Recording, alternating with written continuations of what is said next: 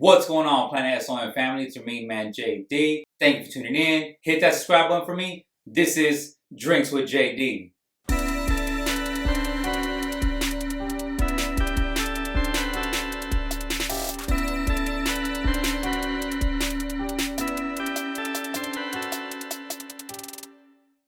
All right, Legend, you ready?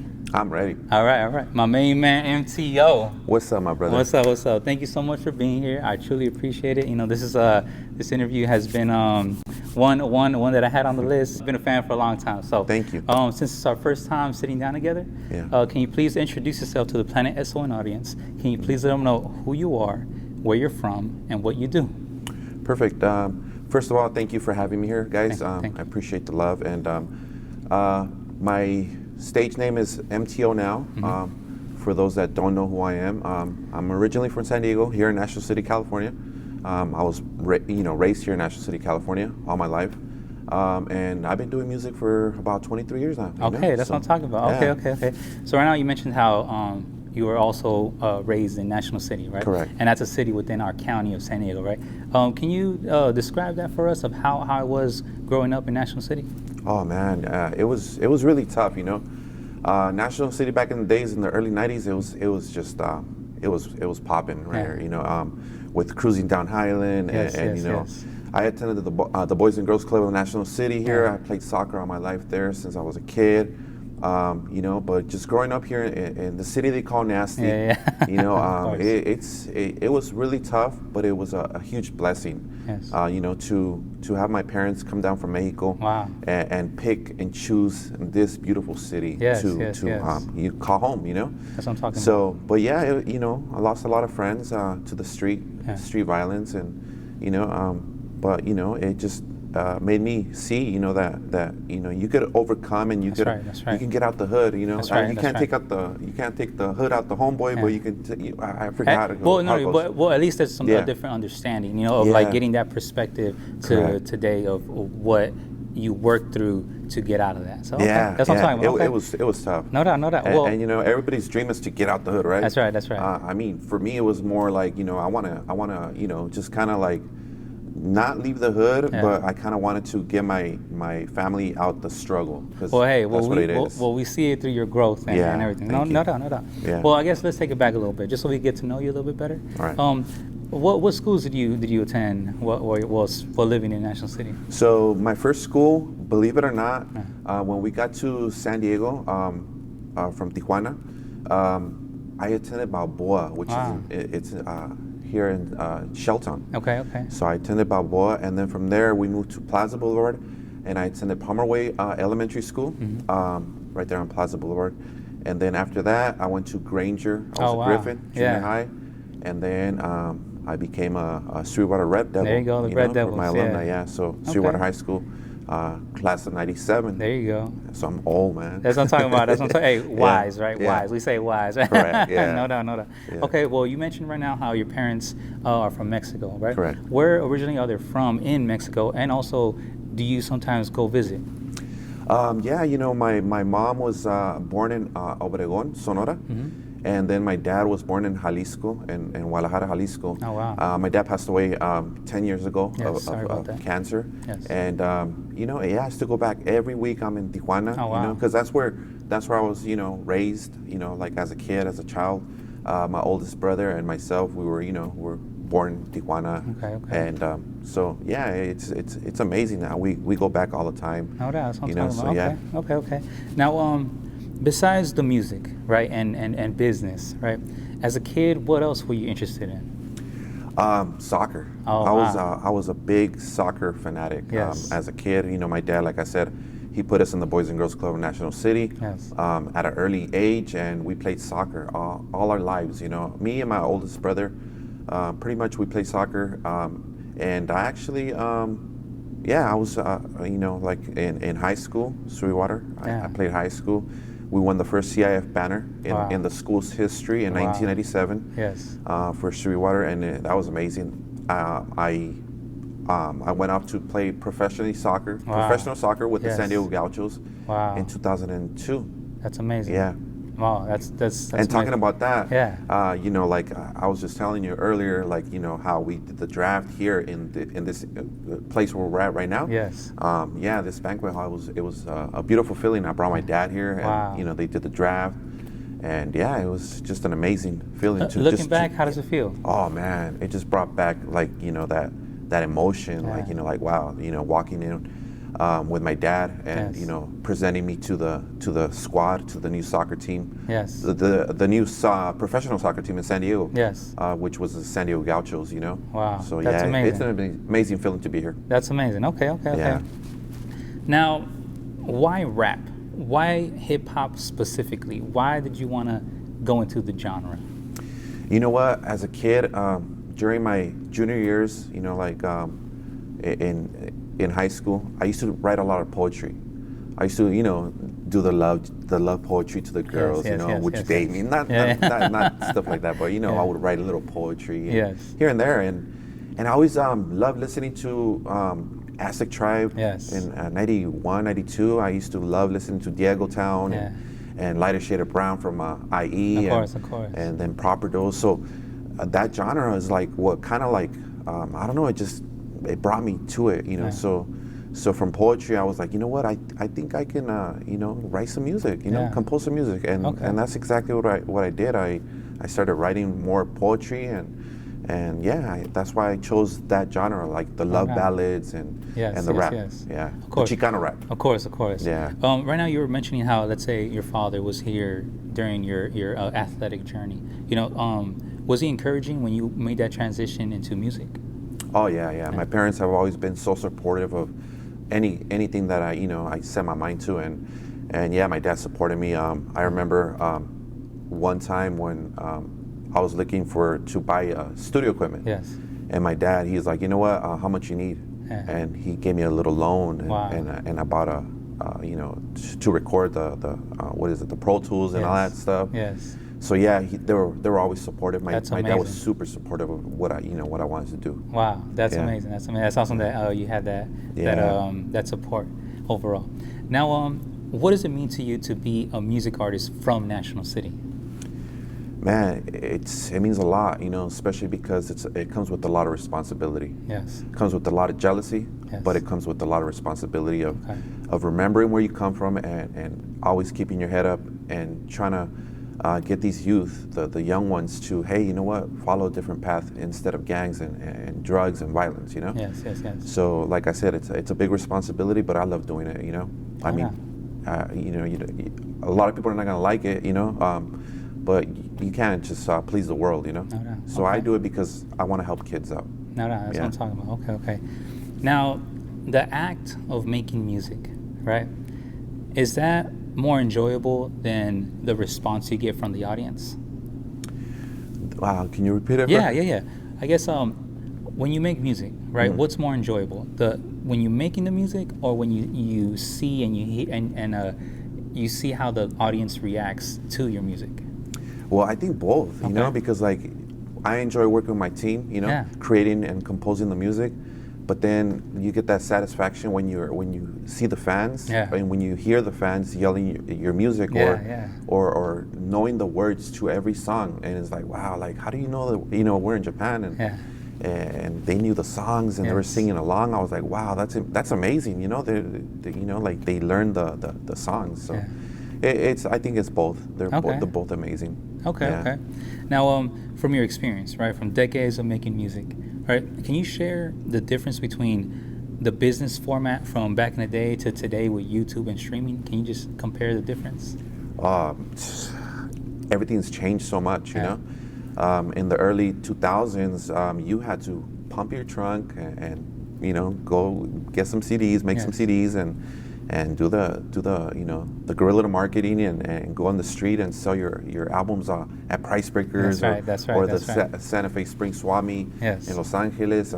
You had to do a lot of footwork, and slowly, but surely, here comes iTunes and Spotify and LimeWire. You know, like, and social media became big. You know? We didn't have those tools back in the days, you know. We had to go out there and work, and you put the footwork, you know, to make your album be noticed, and you had to go to Arizona, drive over there. That's right. Not knowing if you're gonna sell an album or not knowing if you're gonna sell 100 albums. But yeah, it's a lot different. I think it's a lot better, you know, because now you can do everything through your phone. Back in the days, you had to do everything by footwork. Yeah. You know. Wow. Okay. So it's if let's say, you know, you're meeting an artist right now, right, and they don't have to, you know, put in the footwork like that. What advice would you give them right now for the tools that they have today?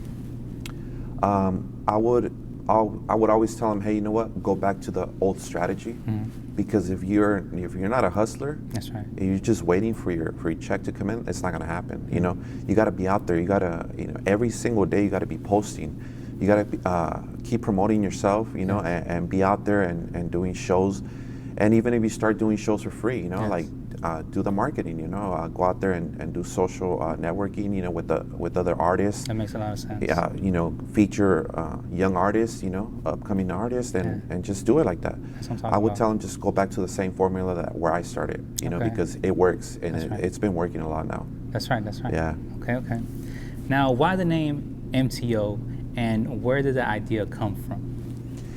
So originally, the name MTO started in 1986 here in National City, California, and a little apartment complex called the Plaza Manor Apartments on Plaza Boulevard. My friend Ricardo Lizarraga, which is OG Riggs, is the one that started the name. And you know, we're just youngsters. You know, my oldest brother was part of that crew. It was a tagging crew. You know, sorry guys. You know, like, yeah. So it was a tagging crew back in National City, and that's how it started. And the name originally stands for Mexicans taking over. Taking over, yes. You know, and there was a lot of controversy. You know, with you know, because we're raised in a community where there's a lot of blacks, Asians, and all that, right? Yes. But we always got along, you know. But it was just like kind of like controversial, you know, like, you know. And when I brought the name, I actually asked Rick, hey, you know what, can I take the name and do it into something positive? And he agreed, and he was like, yeah, you know, I wish you the best. And it was in 2001 when I made MTO a professional and trademark name, where it, you know, became a music artist, a name, you know, a group name. Yes. And yeah, ever since that, it's been, you know, a positive name. And I kind of, you know, when I brought it to the producers in LA, they're like, I remember he was an American, he was a white man, and he's like, you know what, let's keep the name Mexicans Taking Over, because it's gonna cause like controversy. Yes. And it's gonna sell. It's a marketing scheme. Yes. Like NWA. Yeah, that's exactly what I was gonna mention. Yeah. So I was like, you know what? Like I was kind of like, oh, should we keep it? He's like, yeah, you know, you should keep it. Yeah. So we went with it. We ran with it, and it worked. That's you awesome. know? Yeah. And little by little, you know, like people were like, oh, it's Mexicans Taking Over. Mexicans Taking Over. And then I believe that, you know, once I went into my solo career, I kind of wanted to change it into Mexicans Trusted One. Okay. You know, just so, you know, people can kind of, you know, it's still Mexicans Taking Over, you know, like it's always going to be remembered as that. But I think, you know, as you get older, you kind of want to change that little marketing thing. And, you know, so yeah, but a lot of people say, hey, what does it stand for? You know, like a lot of the American people that are like, yeah, what does it stand for? I'm like, Mexicans Trusted One. Oh, okay, cool.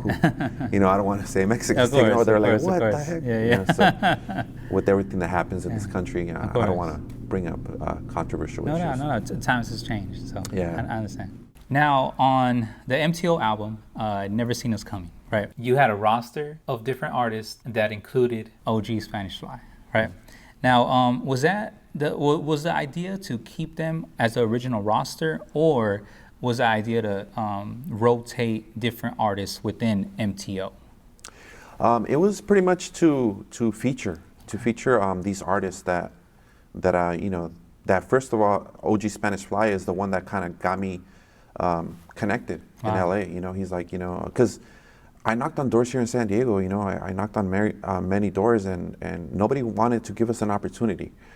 So OG Spanish Fly had just stopped working with Low Profile Records, and he ventured off to Los Angeles, and that's when he ventured off to PR Records. And then he's like, you know what, come over here to LA, you know, like I'll introduce you to some people, and that's what he did. So we ventured off to Los Angeles, and we're doing the drive, and you know, big shout outs to OG Spanish Fly. He's the one that pretty much, you know, gave us the opportunity.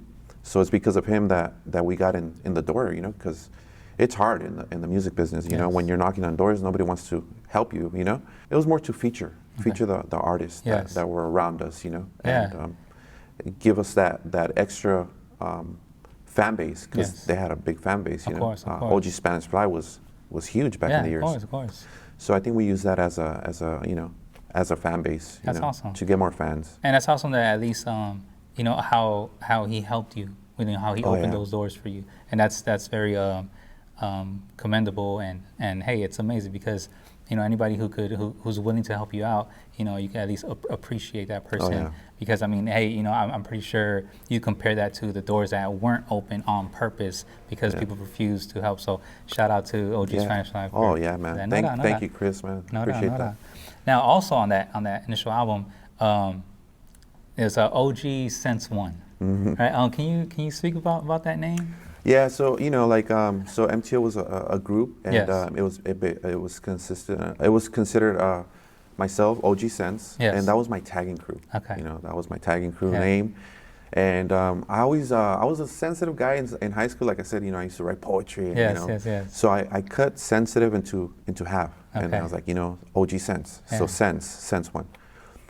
So that was my name as a tagging crew. And it became my name as a group. So, you know, my little brother went by Little Dimples, and then my cousin went by Kaiser, and then my other associate, my other group friend was Jace Brosco. Okay. So we all had our little nicknames. You know, like Aztec Tribe. We have Clown. We have Fly. We have Shade, and we have Sendo and all that.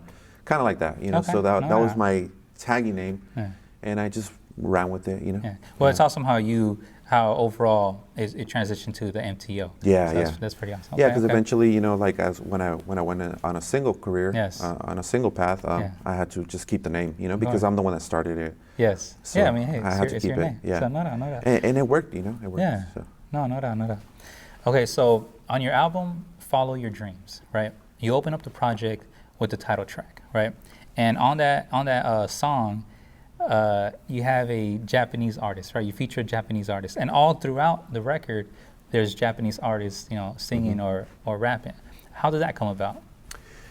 That came about on a tour we did in Japan. That's amazing. Yeah, Thug Ballers is the one that pretty much sponsored DJ Saturo from Japan. He's the one that brought us out to Japan, and we did a tour out there. It was amazing, you know. So we're there. We're negotiating an album deal. And so we recorded, you know, we recorded, and we recorded a Latino from Firmeza in Japan, a very well-known Japanese artist. Then Mona, we had Mona, and then MK the Cigar. He just passed away a couple of months ago, so my condolences to MK the Cigar. And then we had DJ Law. He was a great producer, and he's I think on Sexy Lady.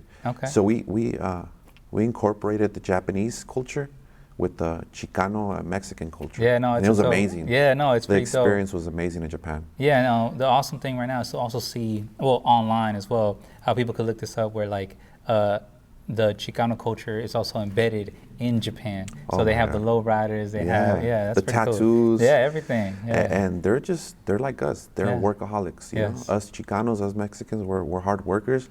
We were working 20 hours straight, you know. We're in the studio. And they're dedicated. Yeah, oh my God, dedication. And it's just like, you know, one take, you know. It was just amazing. That's amazing. Engineers, producers, amazing in Japan. There you go. There you go. Now, what was the initial emotion when you got invited to tour Japan because of your music? It was, I can't explain it. Like, you know, because they had been looking for us for many years. Oh, wow. I guess there were some people from LA that were asked, hey, can we invite MTO to Japan on the tour? And I guess somehow they just kind of closed us out. They're like, nah, you know, they wanted to shine for themselves. Oh, wow. I'm not gonna mention names, but it was like, you know, like how you say it, it's just like, you know, some people won't open the door for you. That's right. So I had a website. We had a website, and MTO1.com, and I get a strange email, and it said from Japan. Yeah. And I was like, they want to invite us to Japan? Like, what? Like, where? Like, Yes, yes, yes. who are you guys? I thought it was a joke, Yes. I thought it was like one of those spam mails. Of course. And I replied, and they said, hey, can you mail us out 100 CDs? Wow. We'd like to buy them. And I was like, okay. So they paid, and I sent them out, and they're like, we want to invite you guys to Japan. So, and I still thought it was a joke. Yes. Like, I was like, nah, I think this, it was so surreal, you know? Yeah. And when they sent us the application for the visa, I'm not sure. Yeah, like the visas, passports, yeah, the and all that stuff, passport. yeah. I was like, oh shoot, I think this is real. Wow. And yeah, we're on a flight to Japan. And you were just so excited. Oh my God, it was. Wait, did you tell your dad or your mom how, like, hey mom, I'm traveling for my music? It was amazing because we had done the country tour, like New Mexico, Arizona, Denver. We did all the USA, but never cross country. Never another country. Not overseas. And it's like, wow, it was an amazing feeling, and I'm so happy and proud of the guys because it's a team. Yeah, it's a part it's been an amazing experience. Oh man, it was amazing. No doubt. Okay, so throughout your music catalog, right? You rap in English and Spanish. I mean, you even have a song called Nuestro Mexico. Yeah. Why is it important to you to share both sides of your culture? Especially because I think that's where we're from. That's where my family's from, and coming from poverty and seeing my parents struggle and the sacrifices of my dad coming into this country not knowing English, and working for minimum wage and all his life worked for minimum wage because he didn't have the doble lenguaje, the bilingual. Of course. So I think it's very important to always represent my country of Mexico, being a Mexican American, Yes. And just because there's a lot of struggle out there. There's a lot of people in poverty over there, and I just want to make sure that I don't forget where I come from, That's right. So I think it's very important to keep Mexico and USA, kind of incorporated together, and because the food is amazing. Of course. You can't beat the Mexican food. Right, you can't. All right. So also throughout your music, right? You mentioned, and even in this interview, you continuously mention your family, right? And for your father, may he rest in peace. Why was it important for you to make a song for him specifically? You're talking about Dear Dad, huh? Yes. So I think it was hard. It was hard, losing a parent, losing a child, losing a loved one. Yes. Never gets easy. Yes. The pain never goes away, and I think it's something that you just learn to live with. The pain is never gonna go away. And I had a stage where like I had writer's block. I couldn't write no more. And that song, Dear Dad, that features my cousin Dulce Navarro, I was like, I need to write a song. I need to just put my mind in a song and just start writing again, composing, going back to the old formula, and I think and I did it. It was like, it was so hard to do. Like I was like, man, how am I gonna write another song? Like I hadn't written in so long, and I'm like, you know what? I just really concentrated, and I think it came out amazing. So it was. Yeah, it's very heartfelt, and overall, throughout your music, you could tell that you put your heart throughout just the entire process. So may your dad rest in peace. Yeah, thank you. Okay, so you released a lot of music, right, throughout the years, right? Where does that love and fire come from to create music? I think it comes like from experience, just like I said, writing poetry and just what you've been going through. A lot of people go through heartbreaks. I'm pretty sure a lot of people go through heartbreaks. And a lot of people go through the struggles of the streets, through, a lot of people maybe struggling with drug addiction, stuff like that, or just, so I just get that inspiration to tell it how it is, and pretty much, like we've all been through, like breakups and stuff like that. I think our formula has always been the love ballads, it's always worked for us. So I think we've always chosen to do the love ballads over like the kind of like the kind of the hardcore Chicano rap. But you know, I have a little bit of everything. I think on all the catalog. You know. Yes. No, for sure, for sure. I love your entire catalog because it shows how diverse you are. You know, from being bilingual to also like you were mentioning. You know, you got the hard stuff, and also you know you got the love song. So like I said, you know, throughout the catalog, you have many love songs. Oh, now, yeah. why is it important to you to make songs for the ladies? You know, I think that the ladies are important in our lives, right? Of course. You know, it's kind of like it gives you the motivation. You know, if you're in a relationship or a marriage or whatever, you know, it's your wife that's pretty much handling your you know, like kind of keeps you together. You know, when you're going through it, whether you're out on you know on duty or whatever you're doing, you know, work. You know, you get home and your lady's there. And I was a big fan of the MB Click, which was the MB Writers. Yes. So growing up in '97, when I think Lost in Love came out and Down for Yours, I was like, yeah, in '97 high school, I was like dedicating that song to my ex. You know, like I'll pick up the phone and you know like on the voicemail, the pager, of course. You know, leave a message and you know. So it was a lot of fun. You know, so I think MB Writers had a lot to do with our love ballads because.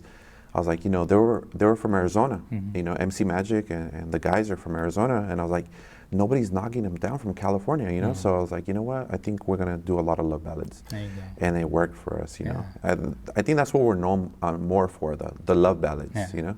They're like, why do you write so much love? I'm like, because you know, women are women Tupac, you know, Tupac love women. You know? Everybody's done it, and it's awesome. At least, I mean, you can even say from Drake, you know, what I'm saying, as in. You know, his fan base is mostly based on women. You know what I'm saying? So it's like, and also to shine some light on the women, they're actually the ones who buy the more music. You know what I'm saying? The most music. You know what I'm saying? That's true. So hey, if they're spending the money, then hey, it's all good, baby. I'll sing to you, right? Yeah.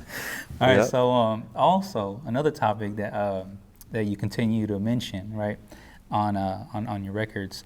You speak about the fans, right? Now, even on your album Controversia, right, you have a song called Our Fans. Why is it important for you to acknowledge the fans?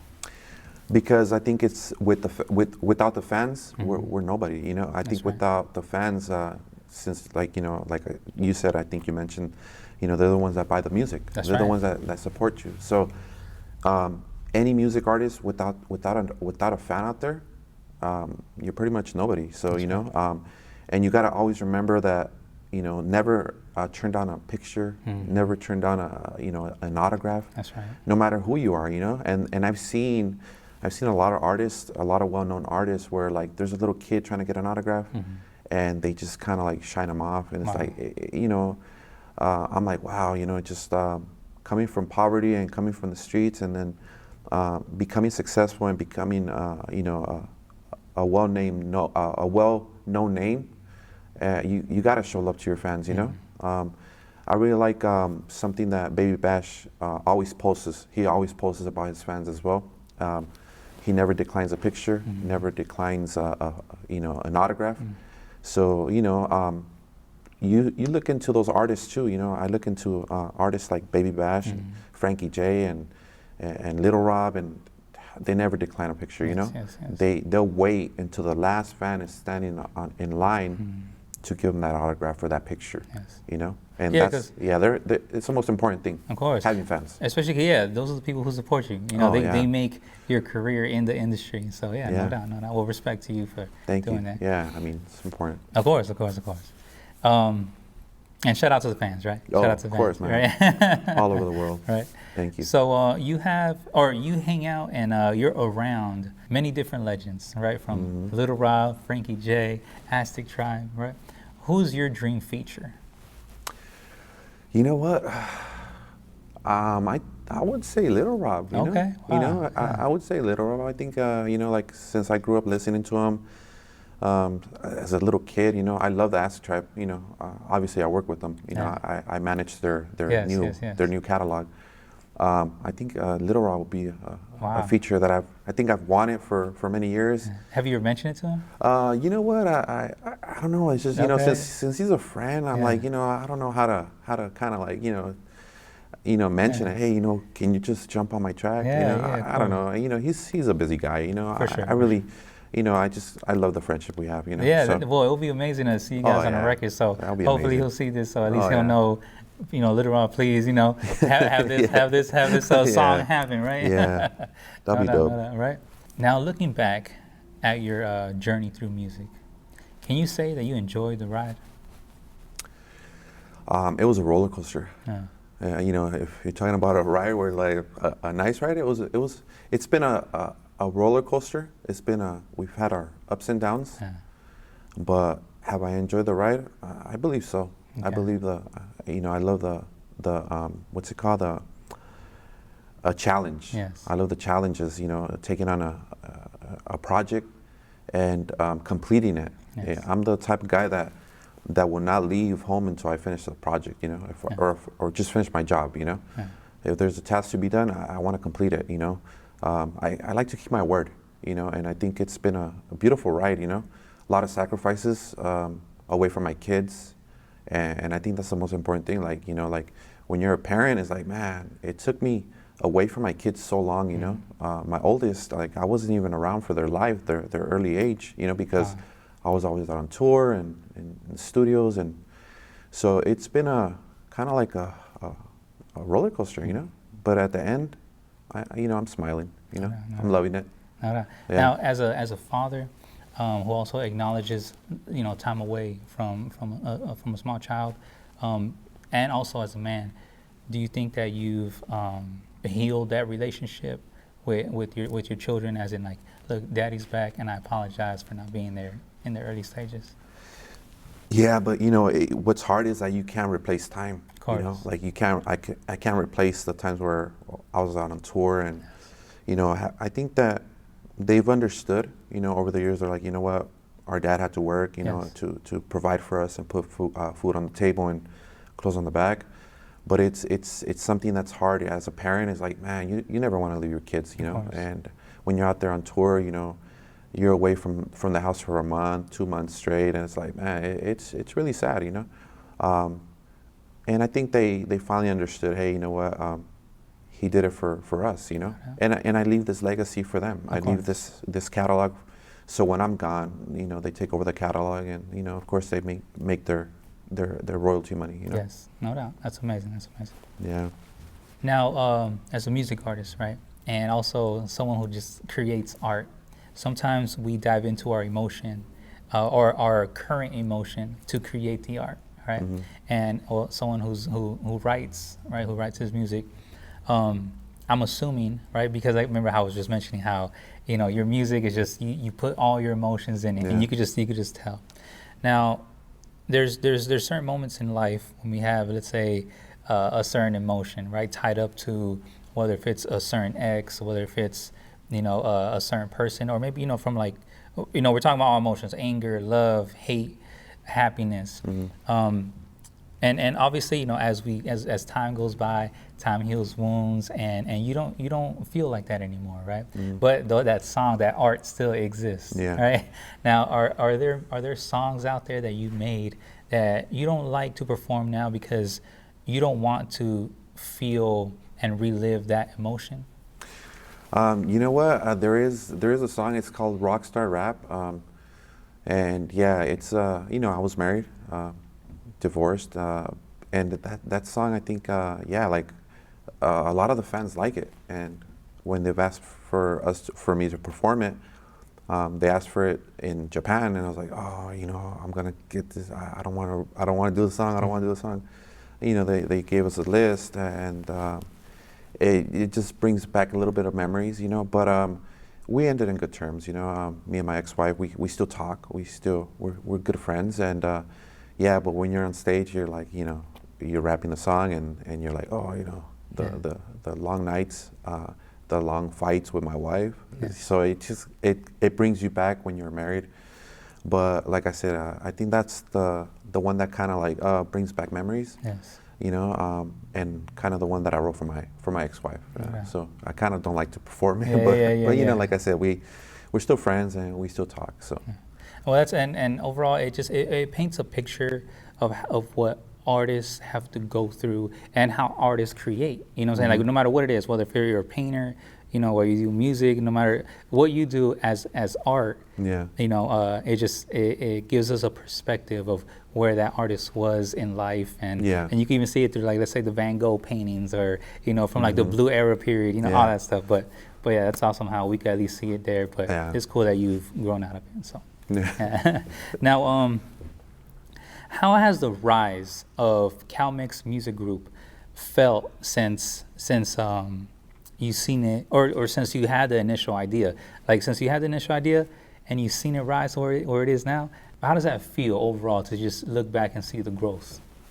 You know, I opened Calmex Music Group in 2006, and like, I think that the main point of opening the record label was to help individuals, you know, learn and kind of not get ripped off. And I chose to open it because of that. I was like, you know what, I want to open a label and just help our artists, you know, instead of, you know, like always, it was a lot of investment though, a lot of investment in money, and a lot of people don't see that. A lot of people don't see the investments that you make. You know, they only want to see you know, where's my money? I'm like, but they don't see like how much investment comes to a company. You know, the investment in engineers and beats and registering music and all that stuff.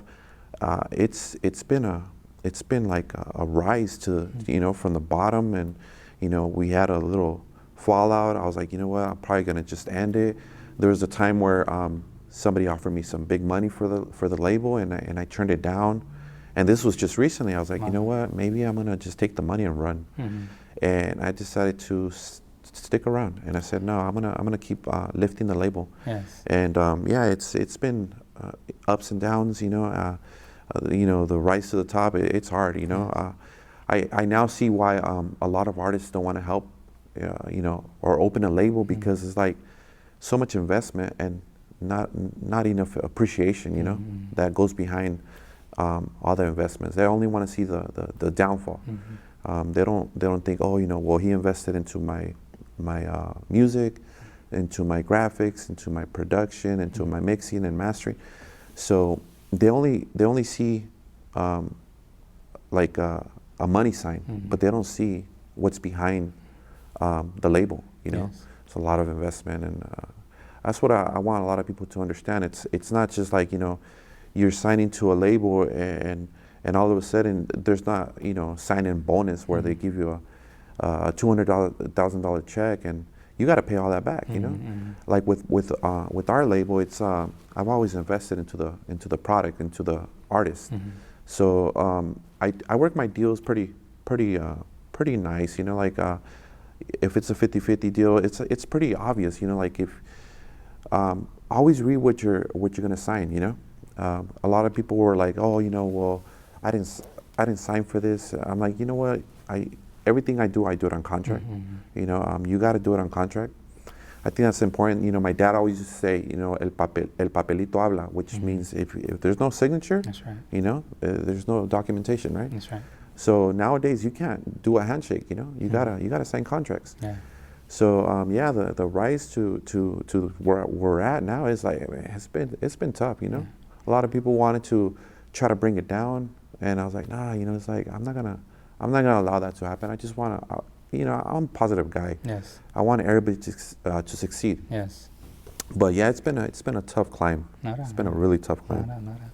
Okay, Legend. So you now have evolved into music artist management, right? How does that transition feel like, or how has it felt like? It's like I said, it's something it's really hard. You know, you're a music artist, but you understand the business. You know, so since I have the label. And plus you have the perspectives, different perspectives. So I've been there. So I've been, you know, like I said, I'm an artist. I own the label. So and now I'm a manager. I manage the Acid Tribe. So and I manage a few other artists. You know, and it's something that is like, you know, it's really good because I'm very aware of the music side, the business side. So I'm able to communicate that with the artists, you know. So it's a lot of work, a lot of responsibility. But but I love it. You know, I love being an artist, a music business entrepreneur, and a manager. Yeah, that's awesome. It's pretty cool. Well, now you know how you've been mentioning how you manage the legendary group, the Aztec Tribe, right? Can you share your experience of how it's been going, just managing this legendary group? It's amazing. You know, these talented guys it's just a great bunch of guys that I love working with. Managing, I was a big fan. Yes, of course. As a kid, growing up, and just listening to Daygo Town and all the catalog. Of course. To managing them is like, wow, like finally, like I get to work with them. Yeah. So you know, it's an amazing feeling to work with them. They're super easy to work with. Very professional. They handle business really well. That's amazing. And that it comes with a lot of trust, you know, because they put in a lot of trust into me, and it's amazing. Amazing feeling. Well, you have different hats, right, that you wear. You've been in the industry for so long. Yeah. What does success mean to you? Success, I think, finally is it's all the hard work of planting the little seeds, you know. Yes. Throughout the years, some trees are going to grow, some are not. Some are going to die. Kind of the same way, success, you know. I see it like where it's like a lot of sacrifices, a lot of negative people, a lot of positive people, and you just, success is, man, I don't know. It comes with, like I said, it comes with a lot of jealousy. You know, like when you're on top, it's like, you know, little by little, somebody, you know, like I said before, you can't please the whole world. You know, you can only try to, you know, do what you can. But success, it just it comes with a lot of responsibility and a lot of sacrifice. But you know, it takes a lot of hard work. Yes. Consistency. Of course, of course. Yeah. Okay. Now, well, what advice would you give someone who wants to get into music artist management? Or how could someone get into that? Well, you gotta really know the business, you know? Okay. You gotta know the business of how to register your music. Yes. How to, you know, like you need engineers, you need producers, you need graphic designers. Yes. There's a lot of team. Yeah. You gotta know every little aspect of the business. Yes. If not, don't get into it, you know? Of course. And it's also you're managing people as well. Oh yeah, exactly. Yeah. You just gotta, and I'm being managed too, you know, like I have my managers too. So so it's like, yeah, it's a lot of work, you know? Okay, no doubt. All right, Legend, so you've rapped in groups, right? You had solo records, right? And now, you know, you also hold the manager title under your belt, right? Now, you went through different eras in hip-hop and just music and business, right? If you could go back, what would you change? I think what would I change? I think staying more vigilant and trusting people, because there's a lot of people that like I said, they take advantage, you know, and when I was getting into the music business, I had a job, you know, I was a landscaper. So I was investing my paychecks into some studios or some people. They're like, and at the end of the day, I received no product back.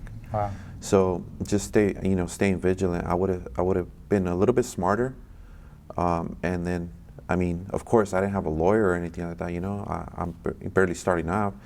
Just get a little bit familiar with the business, you know.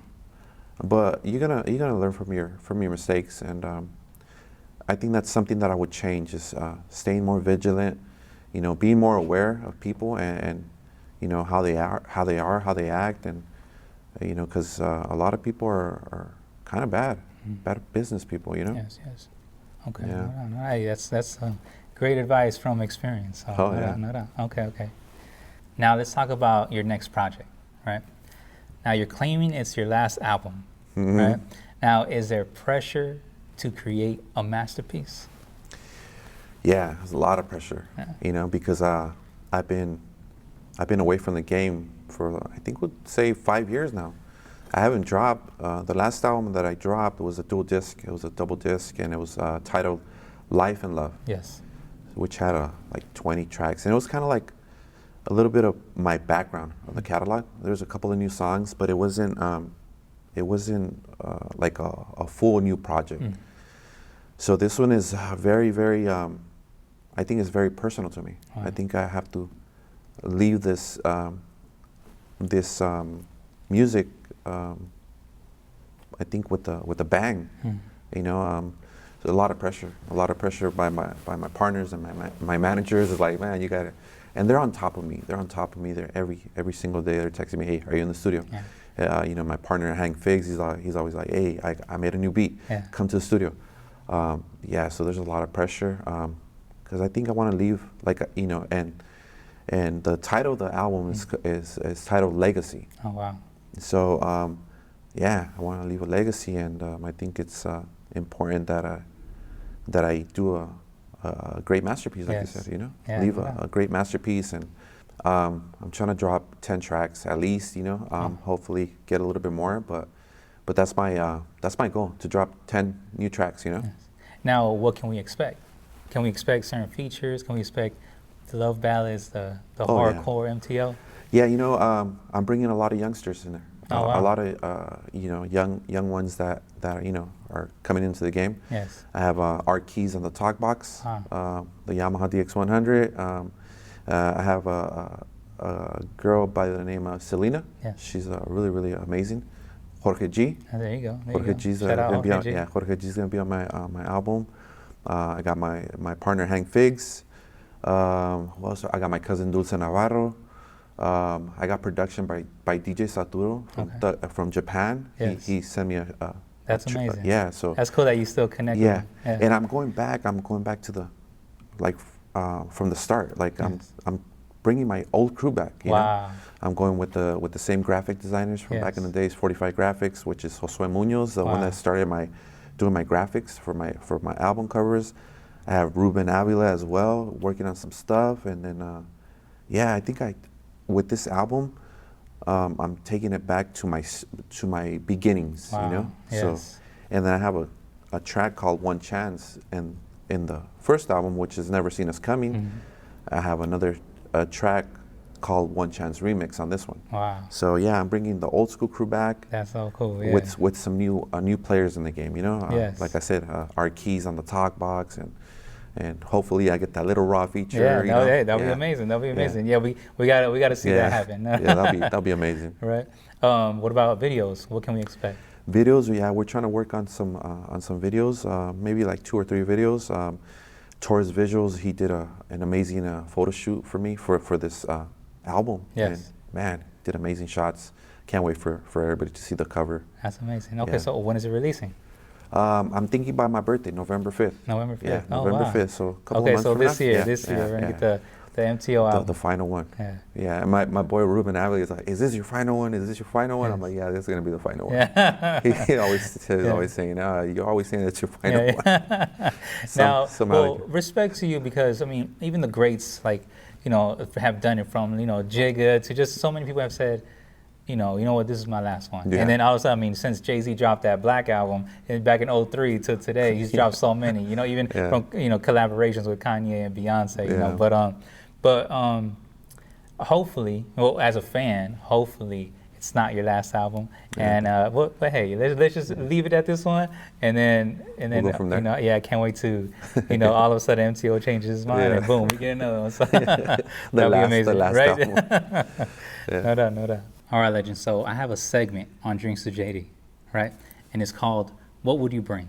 Right. So let me break it down for you a little bit. I watched this one already. All right. Fair enough. So you're familiar with the segment, right? Yeah.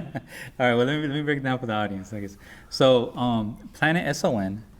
Is an acronym for Planet 619, right? And the idea of Planet 619 is bringing all the positive things and all of the positivity from San Diego, and we're just putting it in a planet.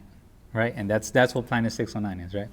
So, as Drinks with JD alumni, you and your family have a first class ticket to get on a rocket ship, and you guys are going to go to Planet 619. Just, vacation there a little bit, right? Mm-hmm.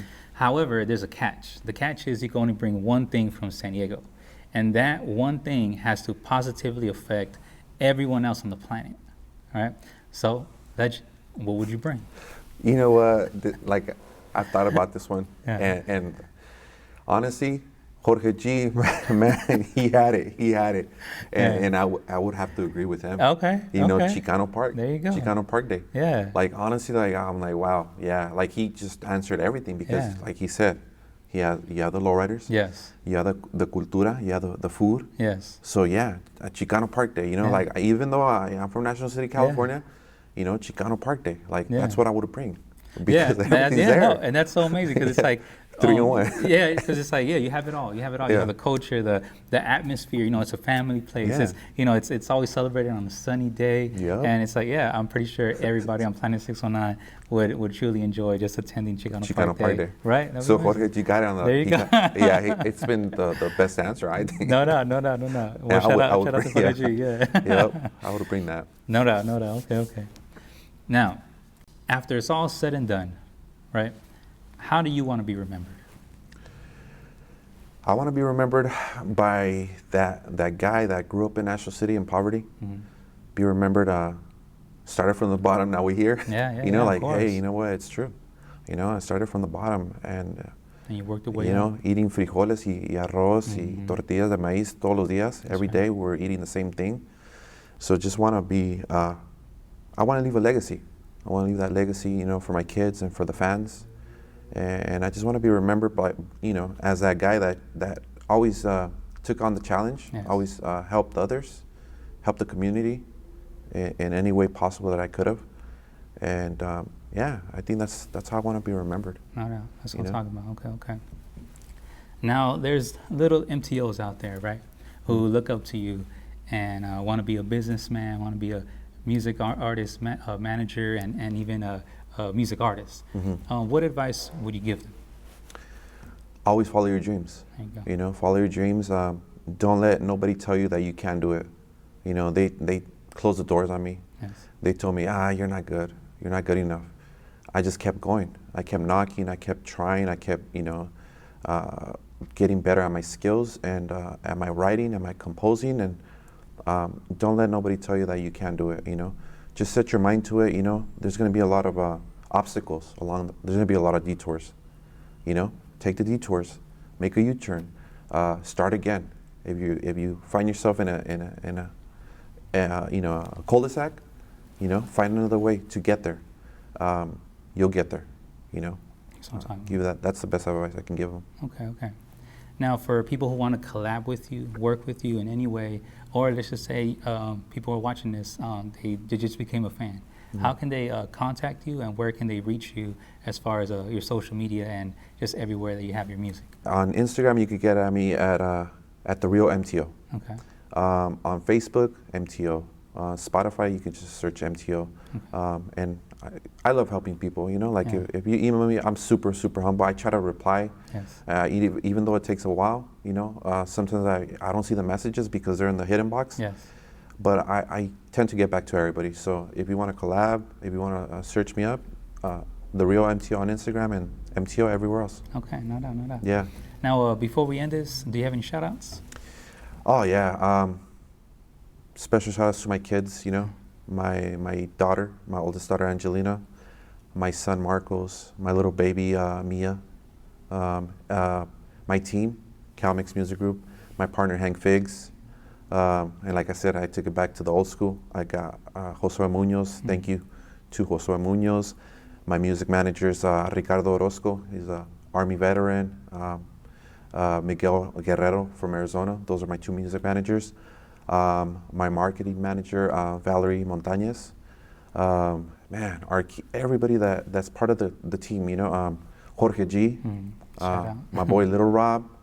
Acid Tribe, there's too many. If I forget you, I'm sorry. There's too many to list. My cousin Dulce Navarro, my brothers Turis and Edgar, and my mom. My mom. Thank you for always being a great woman, una señora que siempre nos ha brindado ese cariño y el amor.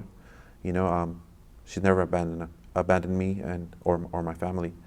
So, and shout outs to all the fans. There you go. Thank you. Because of you guys, I'm right here. There you go. And thank you to you guys, Thank you. for having me here. Thank you, Legend. And it was a pleasure, man. It's been a likewise. big pleasure. Yeah.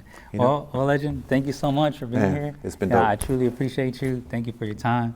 I like to end with a cheers. Yeah. So cheers Salud. to you. Yeah. Cheers Salud. to you. Thank you. Drinks with JD. Drinks with JD. That's what's up.